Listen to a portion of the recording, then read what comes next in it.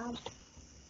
Bom, eu sou a Rosa Licenciada da Universidade Federal de São Carlos, da Vistoria Pública Linguística do Estado de São Paulo, de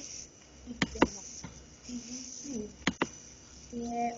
Bom, hoje a gente está aqui com a Isadora Gregolin. Queria agradecer muito a minha colega por aceitar o nosso convite para participar do bate-papo com linguistas do GEL. Então, para começar, a própria Isadora vai poder falar um pouquinho dela, da carreira dela, tá bom? Bom dia, Isadora. Bom dia, Rosa. É uma honra estar aqui com você, né? Alguém que eu admiro tanto, que tem um trabalho fantástico na área de ensino de espanhol e que acompanha também a minha trajetória, pelo menos 20 anos, né? Então, eu fiz graduação, né, na Universidade Federal de São Carlos, depois fui fazer mestrado na Unesp, em Rio Preto e Bilce, na área de linguística aplicada, e depois meu doutorado eu fiz na outra Unesp do campus de Araraquara, né. Além disso também tive experiência tanto como substituta na Unesp quanto na UFSCar, enquanto fazia, né, mestrado e doutorado, e mais recentemente estou aqui na UFSCar, né? Acho que desde 2008, então, como efetiva no Departamento de Metodologia de Ensino, com as disciplinas de estágio, né, e didática, principalmente. Bom, você também está no programa de pós-graduação em Linguística da UFSCar, né? Eu queria que você falasse um pouquinho sobre a sua área de estudos. Tá. Eu estou credenciada tanto no programa de pós em Linguística, quanto no programa de mestrado profissional em Educação, né? E, claro, né, quando você fez esse convite para vir falar um pouquinho sobre as pesquisas, né, que eu tenho feito, acabei inevitavelmente fazendo um balanço até sobre quais foram as inquietações, né, quais foram as questões teóricas, né, que eu venho me debruçando aí desde o mestrado, doutorado. Então, na verdade, o campo teórico onde eu me situo, né, desde o meu doutorado, é linguística aplicada. Tenho procurado fazer pesquisas, desenvolver e orientar pesquisas numa relação bastante próxima e de fronteira, né, com a educação, com teorias também que discutem uso de tecnologias digitais no ensino de línguas. Então, essas pesquisas com foco principalmente em formação inicial e continuada, né, de professores de línguas, compreendendo, por exemplo, concepções teóricas e metodológicas de professores que vão embasar a elaboração de materiais didáticos digitais, uso de determinadas tecnologias e recursos, algumas possibilidades e limites de diferentes plataformas, por exemplo, de ensino, né? E formas de interação e mediação, então todas essas temáticas, né, relacionadas com o uso de tecnologias para ensino de línguas. Mais recentemente, agora durante essa pandemia, eu estou totalmente envolvida também com um grupo de professores, né, aqui da região, que teve que adaptar o ensino para esse modelo não presencial, né, o remoto não emergencial e emergencial, que como tem sido caracterizado, né. Bom, então acho que essa tem sido a grande temática, né? A linguística aplicada, mas com a temática, né, de uso de tecnologias digitais para ampliar esses espaços de ensino-aprendizagem de línguas.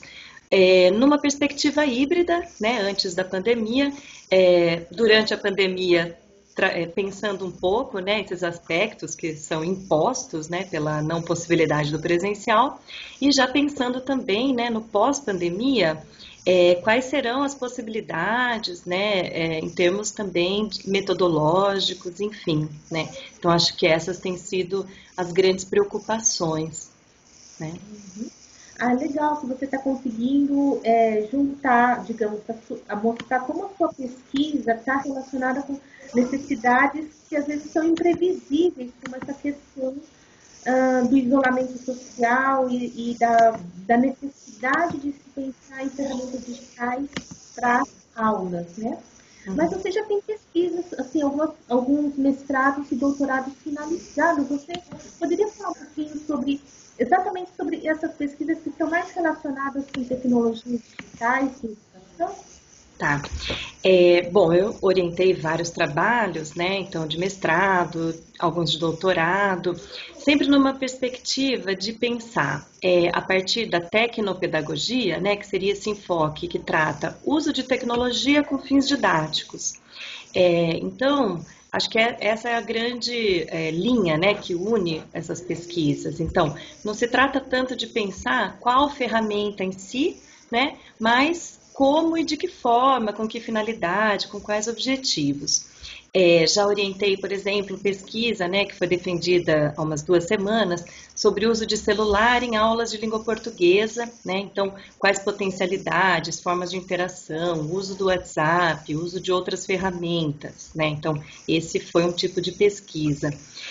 Orientei também uma outra pesquisa que trabalhou um pouco, que analisou de que forma que era caracterizado tecnologia dentro das propostas curriculares, né? Então, e essa aluna chegou à constatação, né, de que as orientações curriculares, e lá desde os parâmetros curriculares, a tecnologia aparece, né, de uma forma muito forte, mas não há muitos elementos, né, que levam o professor ou levam a gestão, né, dos sistemas de ensino a compreenderem, né, o papel da tecnologia, como ela poderia ser utilizada, né? Parece que há uma exigência sempre, né, em termos prescritivos, né, para o ensino, mas muito pouco elemento de como poderia, né, ser essa utilização. Eu estou também com algumas pesquisas em andamento, por exemplo, uma das alunas está investigando a questão de lives, né, como aulas. Ela começou a coleta antes da pandemia e agora está focalizando também, né, para fazer essa comparação. E também analisando algumas estratégias de youtubers, né, que são youtubers que ensinam espanhol, né, especificamente nesse caso. Tem também uma pesquisa de uma outra aluna no mestrado profissional em educação que está fazendo uma pesquisação porque ela dá aula de inglês para crianças e neste momento se viu com esse desafio de ter que adaptar o seu ensino, né, usando o celular das crianças, que na verdade são os celulares dos pais, para fazer o ensino de inglês. Então, quais adaptações ela teve que fazer no material, né, como que é essa interação, qual é o papel das famílias nessa mediação. Então, assim, algumas pesquisas que a gente tem feito aqui na UFSCar. Uhum. Você já está falando do desenvolvimento de pesquisas e tudo mais, mas só que dentro da sua carreira, você passou por outros momentos também, né? Então, para o estudante de letras, de linguística, ou até mesmo para professores já formados que pensam em fazer um mestrado, seja ele o mestrado mesmo ou um mestrado profissional, que sugestões você poderia dar? O que você poderia falar um pouquinho assim, falar assim, olha, não se desespere. Não é assim tão programado, não é assim tão assim, não existe uma receita assim tão certinha de uma carreira acadêmica. Bom, é uma pergunta bem difícil, né? Se eu, pensando assim na minha própria trajetória, né? As opções que eu acabei fazendo, né, nem todas elas eu mesma fiz, né? Então, no meu mestrado, eu trabalhei com um tipo de teoria e com um tipo de objeto que não estava diretamente relacionado com tecnologias, né? Eu trabalhei com ensino de espanhol para negócios a partir de na verdade, um projeto até que nasceu numa disciplina sua, né, Rosa, na graduação. E depois, no doutorado, o meu projeto inicial também não era, né, focalizar a questão de tecnologias digitais, mas eu tive a oportunidade de participar de um grupo de pesquisa, né, que era, na época, coordenado pela professora Alci Soto, na Unesp Araraquara, atualmente professora Alci está na UFOP, né, Universidade Federal de Ouro Preto, e esse grupo de pesquisa dela discutia linguagem, educação e virtualidade num momento, né, então era 2006, né, o ano que eu comecei a participar. Naquele momento, as universidades tinham ainda internet de escada, né, computadores bastante precários, as pessoas não tinham não tinham dispositivos em casa, né, era computador pessoal no máximo, celular era uma coisa ainda pouco popularizada.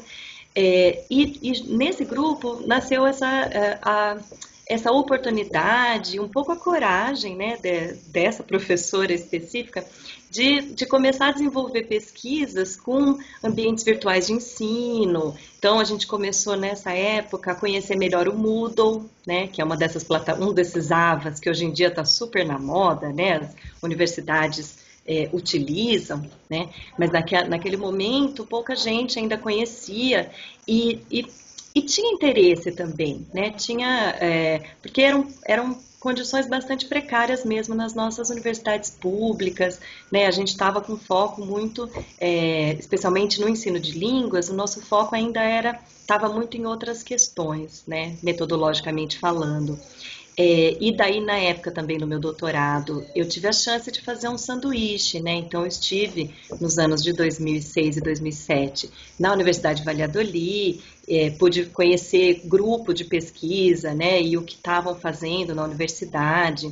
Então, isso também foi me levando para uma maior aproximação com esse objeto, né? As tecnologias digitais, com essa ferramenta, mas também enquanto objeto de pesquisa, né? Depois do doutorado, quando ingressei na UFSCar, também tive condições, né, de trabalhar no ensino da graduação e da pós com ambientes virtuais, então, e depois outros projetos de extensão que foram aparecendo, mesmo nos momentos em que eu me distanciava um pouco, porque a discussão era a formação de professor, por exemplo, né, no PIBID, que foi um projeto de extensão que eu coordenava a área de letras. Então, a gente ia até as escolas, os alunos de letras desenvolviam atividades com os professores e, mesmo assim, vinham demandas para uso de tecnologia e ensino de línguas. Então, mesmo nos momentos em que eu tentava me distanciar um pouco e fazer outro tipo de discussão, a questão das ttecnologias se colocava, né? Então, acho que uma primeira sugestão, né? Por que eu fiz todo esse percurso? Acho que a gente, né, quando a gente está nesse ambiente universitário, a gente tem que estar muito atento também a todas essas oportunidades que vão surgindo, né? Por mais que a gente ache que está fazendo algumas escolhas teóricas e metodológicas, muitas vezes as condições vão nos levando a que o nosso foco de atenção, né, esteja voltado para essas demandas dos contextos. Acho que quem trabalha com linguística aplicada sempre tem, né, muito forte, pelo menos aqui no Brasil, essa preocupação também em desenvolver pesquisas que estejam também ligadas a questões contemporâneas da sociedade, né, que a gente não apenas problematize criticamente, mas em alguma medida atue, transforme, né, a realidade social. Então, acho que uma primeira sugestão seria essa, né, da gente estar atento, né, a tudo que está acontecendo dentro e fora das universidades, né. Quem trabalha com ensino-aprendizagem precisa ter um contato muito forte também com as escolas, né, com a demanda dos professores, conhecer o que está acontecendo, né, de que forma os alunos se relacionam com o objeto do conhecimento, no nosso caso, língua, né? Acho que isso é muito importante. Quem vai trabalhar também com tecnologias digitais, né, precisa viver as tecnologias, né? É muito difícil a gente conseguir compreender possibilidades e limites se a gente não tiver, por exemplo, né, em redes sociais, não conhecer minimamente alguns aplicativos. A gente precisa ter um pouco também essa disposição de explorar, né, de fuçar, né? Acho que esse que é o verbo que o pessoal gosta de usar, mas não pode ter muito medo, né, de desconfigurar ambiente, né, enfim, acho que também precisa ter um pouco esse espírito assim de estar disposto, né, a experimentar, né. Eu tenho orientado e também desenvolvido bastante pesquisa exploratória, né? Então, que a gente vai mesmo né, com uma proposta, com algumas hipóteses e vamos explorar o contexto e vamos tentar compreender, né, a partir dessas demandas, né, o que funciona, o que não funciona para aquele determinado contexto de uma forma situada, né, sócio-historicamente falando. E acho que também tentar se atualizar, né, conhecer o que os alunos da escola, se for uma pesquisa, né, mais voltada para a coleta de dados com alunos, né, de escola, educação básica, ensino superior, tentar compreender quais são essas novas lógicas, né, comunicacionais. Então, eu tenho me interessado bastante, ainda não chegou nenhum orientando, né, interessado, mas eu tenho me interessado muito em entender, por exemplo, aquela plataforma TikTok, né, que essa semana aqui está para ser proibida, né, nos Estados Unidos. Eu tenho falado isso bastante com os meus alunos, com o meu grupo, porque ali a gente tem, né, uma cultura muito, muito forte dessa juventude, né, de trabalhar paródia, memes, a questão, por exemplo, né, multimodal, de linguagem multimodal, de trabalhar, inclusive, legendagem, tradução. Eu vejo ali uma potencialidade muito grande da gente explorar como professor de língua, né? Mas, claro, sabendo que nenhuma tecnologia é neutra, né? Acho que a gente tem que desenvolver esse olhar crítico também diante das tecnologias. Sim, de conseguir chegar na formação a mostrar para as pessoas que isso são ferramentas. Porque senão as próprias pessoas se convertem em ferramentas, às vezes, do mundo digital, né? Então, esse olhar Exatamente. crítico, essa leitura atenta do material e do que está acontecendo em volta é muito importante. Na sua fala, eu percebi a importância da interação com grupos de pesquisa e tudo mais, né? Uhum. Atualmente, você sabe quais são, assim, você podia dar sugestões de universidades ou de pesquisadores que também estão desenvolvendo pesquisas na sua área? Bom, aqui no Brasil tem vários, né, centros, poderia listar alguns, né, mais voltados para ensino de línguas. Então, por exemplo, acho que na UFMG a gente tem vários grupos, né, trabalhando com ensino de línguas e novas tecnologias.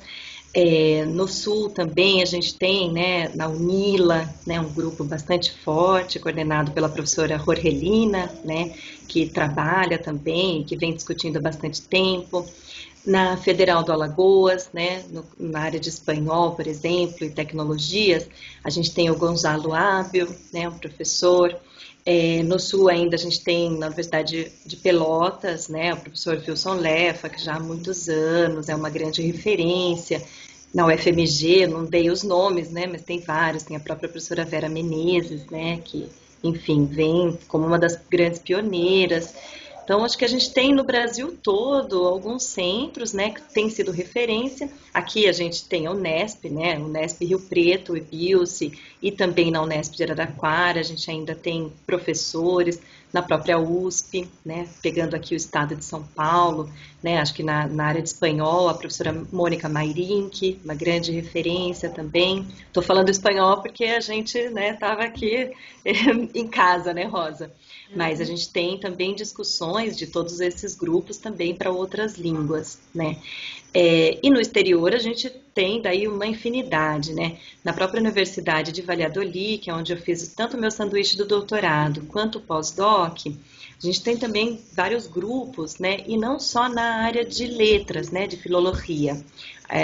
Inclusive o meu pós-doc eu escolhi fazer com um grupo que é de engenharia de telecomunicações, que é coordenado pela professora Beatriz Sainz Zabarro, porque eu sentia muito a necessidade de entender alguns aspectos do hardware, né? Assim, então, do ponto de vista não de alguém que é de educação e nem que ensina a língua, do ponto de vista de um engenheiro de telecomunicações que discute sociedade da informação e as telecomunicações, né? E foi bastante importante porque nas conversas, nas reuniões, eu fiz muitas leituras sobre saberes docentes nessa época, né? Eu fiz em 2017 e 2018, né? Então acho que tudo ainda é muito reflexo, né, desse momento. Mas, por exemplo, né, eu aprofundei muito nesse momento leituras sobre saberes docentes e em que medida os professores mobilizam determinados saberes nas suas ações pedagógicas, né? Então eu retomei algumas leituras que eu já tinha feito, mas em outro contexto, do Schumann, Tardif, Gautier, né? aquele modelo TPEC, né, que é do conhecimento técnico pedagógico do conteúdo, porque nas discussões com esse grupo de engenheiros de telecomunicações, as questões metodológicas, elas eram bastante invisibilizadas, né? Então, eu aprendi muito, tive que estudar muito para a gente poder compartilhar um pouco, né, das experiências, e foi bastante importante ter saído do campo para depois conseguir ter uma outra visão, né? Então, assim, no âmbito ainda das sugestões, às vezes é importante também a gente sair, né, fazer cursos em outras áreas, conhecer, né, um pouco melhor outras teorias que possam também ter um diálogo, né, com aquilo que a gente está fazendo. Então, acho que esse momento aí foi bem importante e esse grupo é muito forte, né? Eles trabalham já há muito tempo mas eles trabalham com softwares, né? Elaboração de softwares para ensino em geral com tecnologias. Então, foi muito importante essa experiência para mim. Hum, sim, ou seja, a importância do que é o interdisciplinar e talvez até transdisciplinar para a formação da gente, né? Exatamente, acho que e é a proposta, né, que a linguística aplicada no Brasil traz, né, dessa visão transdisciplinar, alguns vão dizer indisciplinar, né, mas de qualquer forma que é sempre de fronteira, né, e de um diálogo entre várias áreas, né, do conhecimento. É claro que nós estamos no campo da linguística, né, então as teorias sobre língua, linguagem, mas de alguma forma a gente também se apropriando de outras teorias, né? No meu caso, da educação, de teorias da comunicação. Então, acho que tudo isso tem sido importante aqui para o que a gente vem fazendo em termos de pesquisa. Uhum. E, bom, nesse momento de pandemia e tudo mais, com tanto trabalho que se acumula para a gente, né? Na área de pesquisa, quais são os seus próximos passos? Assim, você já está planejando alguma coisa? Porque tem tanta coisa acontecendo nessa questão da educação com novas tecnologias, né? Sim, logo no início da pandemia, né, eu e mais duas colegas aqui do meu departamento, a Caroline Biasoli e Rosângela Souza, nós oferecemos um curso de formação continuada que tinha um objetivo bem singelo, que era, né, tentar acompanhar os movimentos das escolas, né, era um curso bem focado em uso de tecnologias para ensino de línguas, que tinha esse objetivo, que era acompanhar esses movimentos, tentar entender, né, como que esses professores faziam transposição do seu ensino presencial para essa modalidade não presencial. E ao longo do curso, né, dessas 60 horas, a gente foi constatando, né, que a gente tinha dados aí muito interessantes. Então a gente propôs, né, a partir desse curso de formação, um projeto que a gente ainda está desenvolvendo, que era de mapear essas experiências e tentar, de alguma forma, dar algum retorno, né, alguma contribuição, né, porque a gente pôde vivenciar, desde o início, uma dificuldade muito grande de professores, né, de sair de um modelo transmissivo, né, de conhecer plataformas, conhecer recursos. E no final do curso, depois de 8 semanas, então a gente pôde perceber como que esses professores iam se apropriando daquelas discussões que a gente ia fazendo junto, se apropriando das ferramentas, fazendo, né, entre mil aspas, reinventando, né, o seu ensino, que é um verbo aí que está sendo muito utilizado.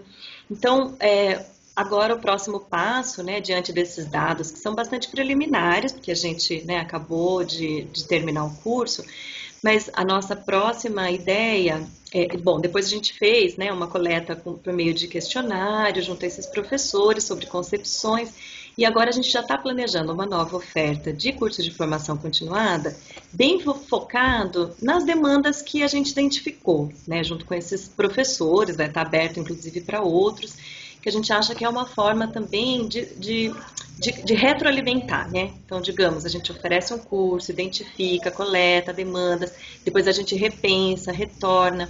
Então, esse vai ser o nosso próximo passo, né? A gente conseguiu, assim, dados riquíssimos, né? Tanto sobre atividades, concepções, dificuldades, algumas hipóteses que a gente tinha, né, anteriormente foram confirmadas, outras não, né? É claro que é um estudo de caso, né, exploratório e bastante específico, mas ajuda também a gente a poder fazer uma outra discussão, né, já pensando nesse pós-pandemia. Então, quais possibilidades, né, a gente pode vislumbrar para um possível retorno ao presencial, inclusive, né? Muitos desses professores não serão os mesmos, né? Não farão a mesma coisa que fariam antes, né? Naquele momento riquíssimo, né? E tão especial que será o presencial. Um pouco naquela ideia do Morin, né? O Edgar Morin, que tem uma frase que é, né? O que conseguimos fazer, né? De tão especial no presencial.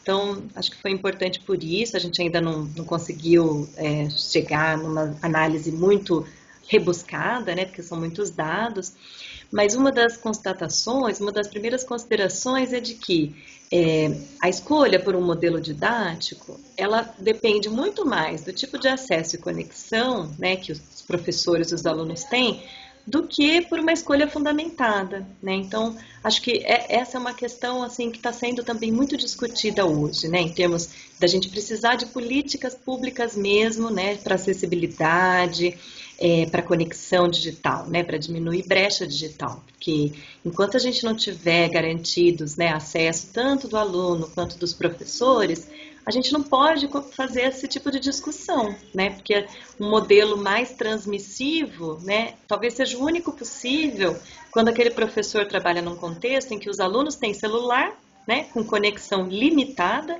e o próprio professor também, né? Então, assim, a gente está tentando fazer esse tipo de discussão hoje, né, que tem, né, questões envolve concepção sobre ensino-aprendizagem, papel de aluno e professor, mas que também envolve limitações, né? Essa limitação de infraestrutura, ela é básica, né? E num país com tanta desigualdade, né, Rosa? Acho que é fundamental, né? Social, digamos, que ficou muito mais evidente durante esse período de mais dificuldade que é de pandemia, né? Sim. De como a educação pode excluir muita gente com problemas sociais, não exatamente por uma questão de capacidade ou de boa vontade ou de querer estudar. Não é o querer, é poder, e isso está limitado por questões econômicas, né? Com certeza. E, inclusive, faz a gente repensar o próprio presencial, né? Aqueles alunos invisíveis, né? A exclusão, né, no presencial também ocorria, mas acho que agora, com as tecnologias digitais, isso fica muito mais escancarado, né? Infelizmente, né? É algo que a gente precisa discutir, né? Nas nossas pesquisas também, né? É verdade. Bom, e falando em pesquisa, para quem quer seguir a área de pós-graduação, você teria assim, sugestões de leitura ou de formas de se inserir na pós-graduação? Bom, acho que, né, primeiro lugar é participar de grupos de pesquisa é essencial, né? Acho que a troca, a colaboração, conhecer outras pesquisas de outros colegas ou de outros professores, né? Participar de eventos científicos, né? O GEL, por exemplo, eu estava até comentando, né, com você, foi o primeiro evento que eu participei ainda na graduação. A minha primeira apresentação foi num GEL de 98, acho que foi em Assis, e é uma oportunidade riquíssima, né, para quem está começando, tanto na graduação quanto na pós, porque só o fato da gente ter que organizar, estruturar um trabalho, né, ser colocado à prova, né, apresentar, receber perguntas, sugestões, isso é riquíssimo, né, a gente aprende muito nesses eventos também. Acho que quem também quer conhecer, né, várias áreas ou não está muito decidido, fazer disciplinas como aluno especial, né, pode ser uma grande oportunidade. Então, alunos do último ano de graduação, por exemplo, né, na maioria dos programas já pode fazer, né, como aluno especial. E se for trabalhar no campo da linguística aplicada e com tecnologias, a gente tem aí um campo que está em franca expansão, né? Talvez alguns temas assim, né, de memória, pensando, né? a própria questão de como ressignificar o presencial, né? Então, como potencializar a aprendizagem mediada por tela, por exemplo. Acho que vai ser uma discussão que daqui para frente a gente vai precisar, né, ter um foco maior de atenção, porque as condições, né, de segurança sanitária não vão permitir que a gente tenha uma escola como era, né, daquela estrutura. Então, acho que esse é a interação, exatamente. Acho que a questão da interação e da mediação também, né? Papel de professor e alunos, enfim, acho que a gente vai ter aí um campo muito importante para ser explorado. E como profissionais, né, de língua, acho que temos muito a contribuir, principalmente porque essas mediações, né, elas são pela língua, né, por linguagens. Então, acho que é um campo ainda bastante fértil a ser explorado. Outro campo que eu acho que vai ser muito desenvolvido e que tem uma relevância social muito grande é essa parte das tecnologias assistivas, né? Então, por exemplo, visando inclusão, a parte de legendas, audiodescrição, né? Aplicativo com tradução para Libras. A gente tem visto, né, um desenvolvimento grande com relação a softwares, né, e ferramentas, mas não necessariamente no campo da educação, né, no campo do ensino. Então, acho que isso com digamos, né, essa situação de pandemia, ela se mostrou como uma necessidade assim premente, né? Então, os professores, além de lidar com todas as outras variáveis, ainda com essa, né? Acho que isso vai se expandir muito. A questão de realidade virtual, realidade aumentada, né? Já vem, então, por exemplo, usar aqueles óculos para trabalhar 3D, né? Para criar cenários. Isso, para quem trabalha com língua estrangeira, é interessantíssimo, né? Porque você consegue pensar materiais didáticos e atividades numa situação de imersão, né? Que é algo assim que é só com esse tipo de tecnologia que é possível, senão você teria que se deslocar geograficamente. E agora, acho que depois da pandemia, né, dificilmente a gente vai conseguir ter intercâmbios, né? Acho que por um bom tempo a gente vai ter uma limitação, inclusive geográfica, né, de mobilidade, né? Então, esses intercâmbios virtuais, essa realidade virtual e realidade aumentada expandem as possibilidades, né, desse tipo de atividade de língua. Trabalhar também, acho que quem trabalha, principalmente com língua materna, mas com língua estrangeira também, trabalhar numa perspectiva mais combativa, né, a fake news, a essa cultura de ódio, né, eu acho que a gente está precisando que a escola também se encarregue, né, de fazer um trabalho com linguagem, com multimodalidade, mas nessa perspectiva, né, de encarar mesmo, né, fake news, como identificar fontes de informação confiáveis. Acho que é um terreno bem importante, de uma relevância, né, enorme e que a gente precisa, né, começar a trabalhar. E pesquisas, né, também nessas áreas. Novas questões éticas, né, estéticas. Então, todas as questões relacionadas a material didático, direitos autorais, direito de imagem, né, plágio. Acho que tudo isso, com a cultura digital, a gente vai precisar ter muito mais pesquisas, né, que discutam. Acho que pelo menos essas, né, Rosa? Sim, assim, eu vejo que às vezes as pessoas ficam um pouco tímidas quando se fala em tecnologia e tudo mais, e muitos professores se sentem tímidos, se sentem desatualizados e tudo mais. E eu acho que através de cursos de extensão, ou através da pós-graduação, ou através de programas que façam com que haja uma ponte entre a universidade e a educação básica, a gente pode também trazer esses professores, ou esses professores podem vir a fazer pesquisa na universidade, que eles não sejam só aqueles que recebem as coisas, mas também eles sejam os elaboradores de pesquisa, os pesquisadores, né? Com certeza, Rosa.